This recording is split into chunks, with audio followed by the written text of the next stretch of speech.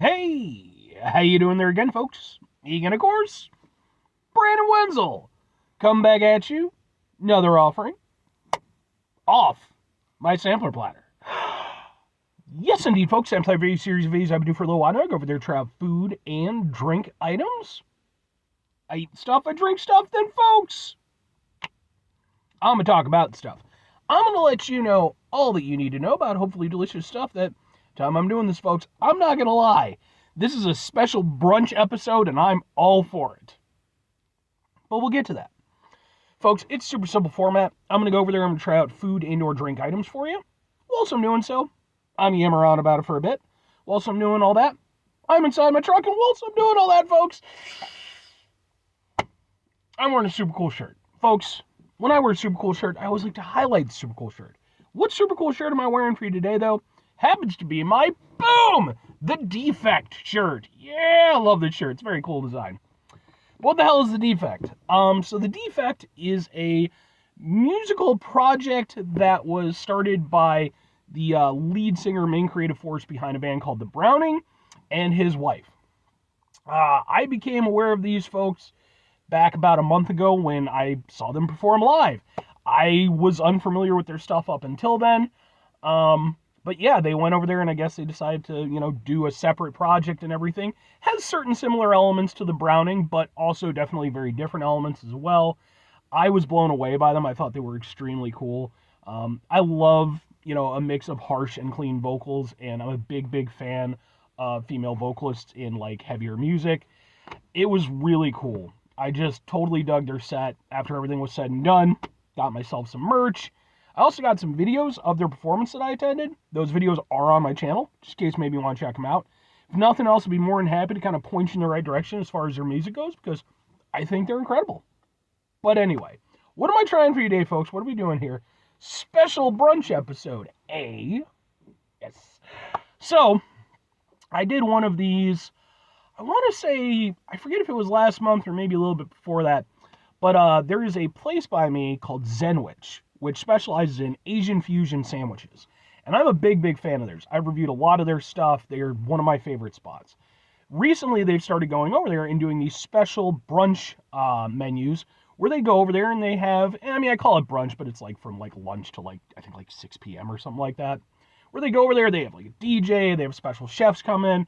It's a really cool thing. And, well, they were doing one today. So, what am I reviewing from Zenwich? Boom, it's an appetizer. Specifically, we got,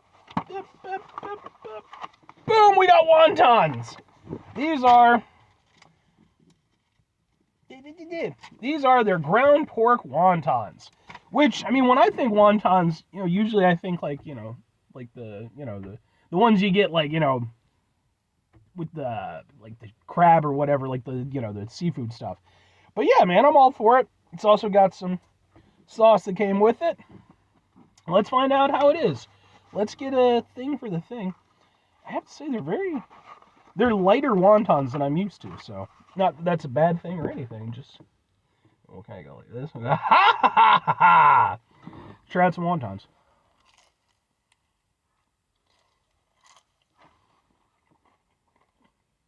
Yeah, much lighter, but not in a bad way. Ooh. Oh, that's super tasty. That's fantastic. It, so it's kind of like a mix between like a wonton and like a pot sticker. That's kind of where my head goes, because obviously you have the wonton exterior, but the flavor of like the ground pork reminds me more of like a pot sticker. But I really like the wonton that they use for these.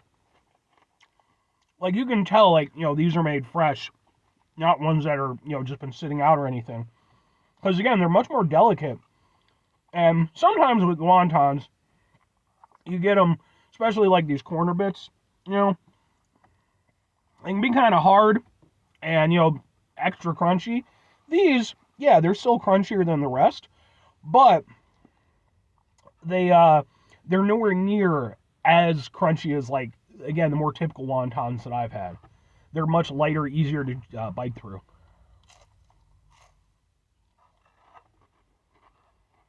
That is delicious.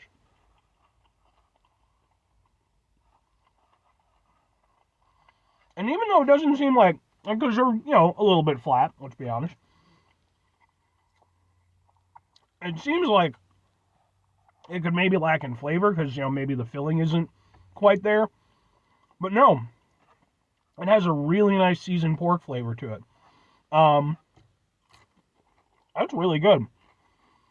I mean, if I had a critique, which, that's the format of the show, I personally wouldn't have minded more filling because they're really delicious. But they don't feel lacking when you bite into them, Like, there's the ground pork and everything. It's really nice. They're just really nice. They're seasoned really well. But we also got sauce. I typically don't use sauce with wontons, but sometimes. Ooh. Okay. Kind of like a sweet and sour sauce, but similar to the wonton thing, like much lighter. Like more, because sweet and sour sauce, very clawing, it's a very sticky, heavy sauce. This, much less so. It's a little bit, I don't want to say watery, but it's less viscous. That's a better way to put it. And it's delicious. That is fantastic. Let's get in on this, man.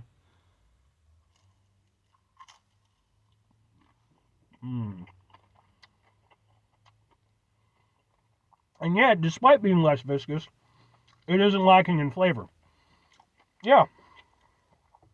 So yeah, there's some parallels between the sauce and the wontons in that, at a glance, they're more delicate, and they might appear like they could be lacking, but in actuality, they still very much deliver on flavor and experience.